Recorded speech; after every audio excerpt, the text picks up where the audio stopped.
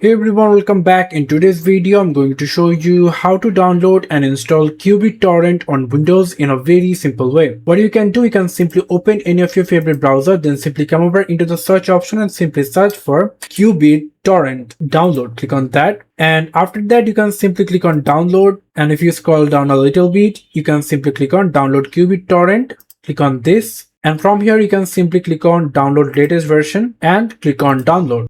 As you can see, the download has been started, and as you can see, download has been completed. Now if you click on the folder icon, you can simply click on it 2 times to set up it. Click on run, click yes for the permission. So it is saying that current version will be installed, user settings torrent will remain intact. Basically, I already downloaded it, that's why it's showing something like this. So click on OK right now, next, install.